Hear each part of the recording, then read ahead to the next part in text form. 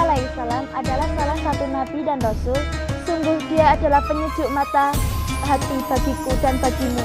Tidak ada yang percaya kepada Musa sebagai tanda kekuasaan Allah. Nabi Musa alaihissalam adalah sosok yang berani melawan raja yang zalim. Assalamualaikum warahmatullahi wabarakatuh. Hai teman-teman, apa kabar kalian semua? Bagaimana puasa kalian hari ini? Semoga tetap lancar ya, dan semoga amal dan ibadah kita diterima oleh Allah Subhanahu wa Ta'ala. Amin. Perkenalkan, nama saya Syalika Zahra Rahman Putri dari Rohis SMK Negeri Pringsurat. Jadi pada kesempatan baik ini, saya akan mengisahkan kisah Nabi Musa alaihissalam. Kisah yang akan saya ceritakan yaitu tentang perjalanan Nabi Musa alaihissalam dan perlawanan terhadap Raja Fir'aun. Jadi, selama bulan Ramadan ini, channel SMK Negeri Pringsurat Official akan mengisahkan 30 kisah teladan Nabi dan Rasul dan akan tayang setiap hari loh. Jangan sampai terlewatkan ya. Semoga kisah ini memberikan manfaat dan contoh baik yang dapat kita teladani dalam kehidupan sehari-hari. Langsung saja, mari kita simak kisah Nabi Musa alaihissalam. Nabi Musa alaihissalam adalah salah satu nabi dan rasul yang dikaruniai mukjizat yang luar biasa oleh Allah Subhanahu wa Ta'ala. Ia adalah salah satu dari 4 nabi yang dikaruniai kitab. Nabi Musa alaihissalam memperoleh kitab Taurat. Nabi Musa alaihissalam diutus oleh Allah Subhanahu wa Ta'ala untuk menyiarkan agama Islam pada saat Raja Fir'aun memimpin Mesir. Fir'aun adalah raja yang kejam dan zalim. Pada suatu hari, Fir'aun bermimpi Mesir akan terbakar hebat. Mimpi itu ditafsirkan akan ada seorang bayi laki-laki yang akan menjadi musuh dan akan merusak kerajaan.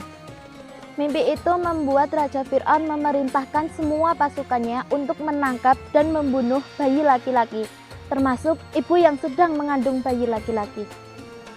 Ibu Nabi Musa alaihissalam yaitu Yokabat lantas merahasiakan kehamilannya itu dari pasukan kerajaan.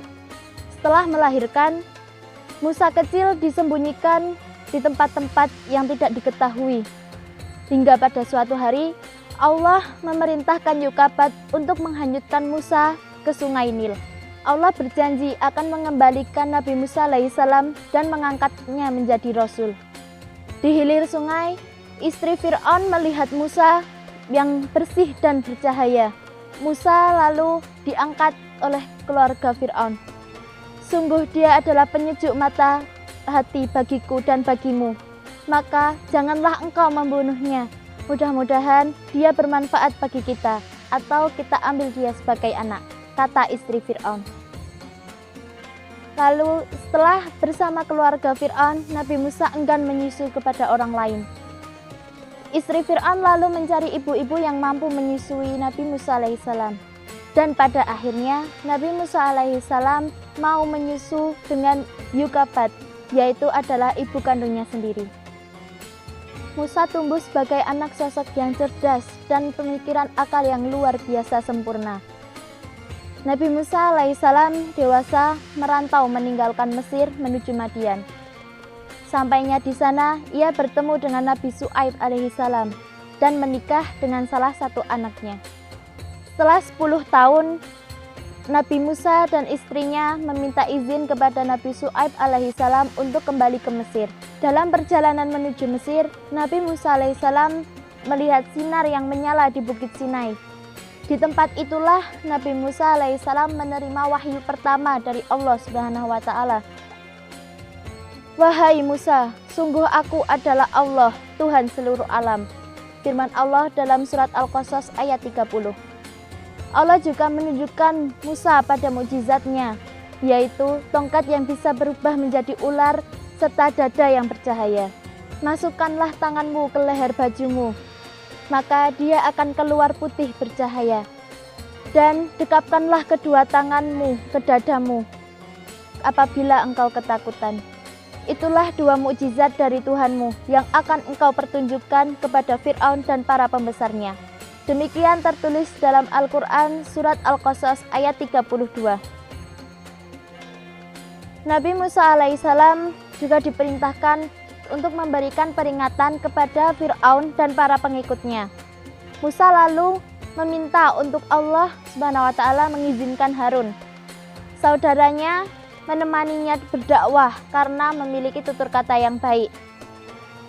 Atas izin Allah, Nabi Musa alaihissalam beserta Nabi Harun alaihissalam akhirnya bertemu. Nabi Musa alaihissalam dan Harun mulai memberikan peringatan kepada Fir'aun dan para pengikutnya. Musa menyuruh masyarakat Mesir untuk menyembah Allah, dan aksi Musa lalu menyulut emosi Fir'aun. Namun, tidak ada yang percaya kepada Musa sebagai tanda kekuasaan Allah. Para pengikut Fir'aun menyebut bahwa Musa adalah permainan sihir belaka. Ini hanyalah sihir yang dibuat-buat, karena pada zaman dahulu nenek moyang kami tidak ada yang seperti ini, kata orang-orang kafir. Fir'aun lalu menantang Musa dan Harun untuk melawan ahli-ahli sihir dari kerajaannya.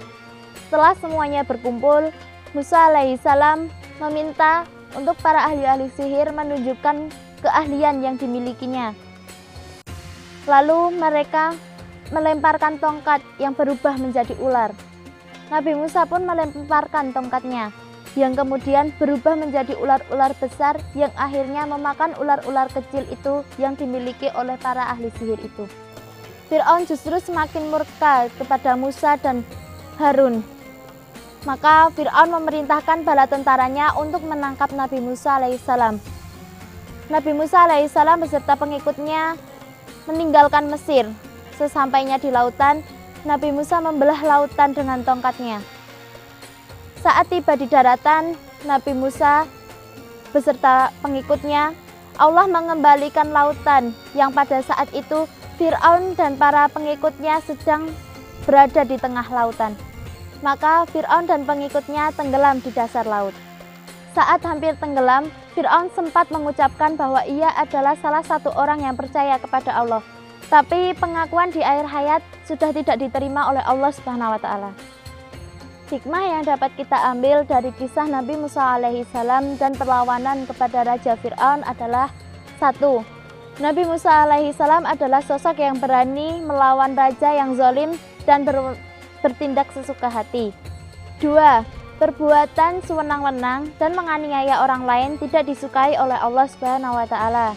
3. Allah tidak lagi menerima pengampunan dari seseorang yang sedang di akhir hayat dan telah menerima azab.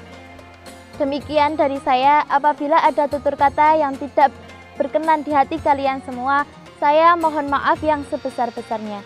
Saya akhirul kalam. Wassalamualaikum warahmatullahi wabarakatuh.